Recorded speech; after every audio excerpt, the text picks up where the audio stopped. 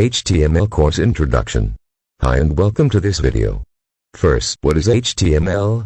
The Hypertext Markup Language, or HTML, is the standard markup language for documents designed to be displayed in a web browser. With HTML you can create your own website. HTML is easy to learn, you will enjoy it. Second, what is an HTML element?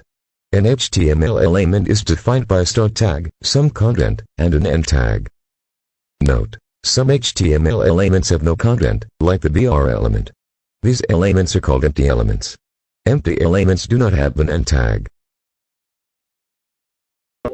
Third, web browsers. Web browsers. The purpose of a web browser, Chrome, Edge, Firefox, Safari, is to read HTML documents and display them correctly. A browser does not display the HTML tags, but uses them to determine how to display that document. Fourth, HTML page structure.